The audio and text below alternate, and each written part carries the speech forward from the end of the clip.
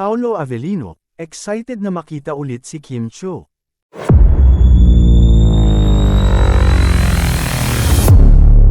Si Paolo Avellino ay hindi na maitago ang kanyang saya sa pagbalik-tambalan nila ni Kim Chiu sa kanilang bagong pelikula. Sa isang panayam, ibinahagi ni Paolo ang kanyang pananabik at kaligayahan sa nalalapit na proyekto nila ni Kim, na magiging sanhi ng kanilang muling pag-uusap sa harap ng kamera. Ayon sa kanya, ang pagkakataong makatrabaho ulit si Kim ay isang bagay na talagang inaasahan niya. Matapos ang kanilang matagumpay na pagsasama sa pelikulang What's Wrong with Secretary Kim, naging malinaw sa kanya na nais niyang maranasan muli ang ganitong uri ng kolaborasyon. Ang kanilang dating pelikula ay tinangkilik ng marami at naging patunay ng kanilang mahusay na pagsasama sa screen. Kaya naman, hindi nakapagtataka na umaasa si Paolo na ang kanilang susunod na proyekto ay magiging kasing tagumpay din. Ang tuwa ni Paolo ay hindi lamang dahil sa pagkakataong makatrabaho muli si Kim, kundi dahil din sa personal na aspeto ng kanilang relasyon. Nais niyang makasama ang aktres araw-araw. At ang ideya ng magkasama silang muli sa isang pelikula ay nagbibigay sa kanya ng ligaya. Ang mga tagahanga ng tambalang Kim Pao ay abala sa kanilang pagbabantay sa bawat galaw ng kanilang mga idolo. Kahit na hindi nila tuwirang kinukumpirma ang kanilang relasyon, ang kanilang mga taga-suporta ay may sariling paraan ng pagbibigay kahulugan sa kanilang mga kilos. Madalas nilang napapansin ang mga tila espesyal na tingin at pakikisalamuha ng dalawa, na lumilikha ng mga paboritong usap-usapan sa social media.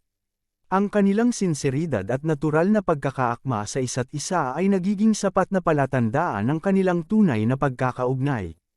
Bagaman ang mga detalyeng ito ay maaaring hindi tuwirang nagpapakita ng isang romantikong relasyon, ang kanilang mga tagahanga ay patuloy na naniniwala sa kanilang espesyal na koneksyon.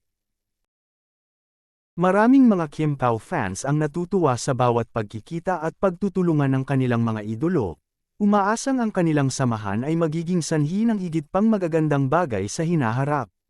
Ang kanilang pagbuo ng bagong proyekto ay tila nagbibigay ng bagong pag-asa sa kanilang mga taga-suporta, na umaasang ang magiging resulta nito ay magdudulot ng higit pang ligaya at kasiyahan.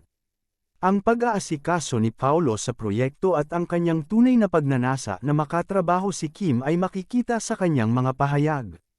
Hindi niya maitatago ang kanyang kasiyahan sa bawat pagkakataong makakatrabaho ang aktres, at ito ay nagpapakita ng kanyang taos-pusong pagnanais na magtagumpay sa kanilang pinagsamang gawain. Sa kabilang banda, ang natural na pagkakaakma nila sa isa't isa sa set ay tila lumilikha ng magagandang mga pagkakataon para sa kanilang mga tagahanga na mas lalo pang magtaguyod sa kanilang relasyon. Ang ganitong mga sitwasyon ay nagpapakita na ang tunay na emosyon at relasyon ay madalas na makikita sa mga hindi tuwirang pahayag at galaw. Hindi palaging kailangan ng mga salita upang ipakita ang damdamin, minsan, ang mga simpleng kilos at mga tingin ay nagbibigay ng higit pang kahulugan. Kaya naman, kahit na hindi nila tuwirang kinukumpirma ang kanilang ugnayan, ang kanilang mga tagahanga ay nananatiling umaasa at nagmamasid sa bawat hakbang na kanilang tinatahak.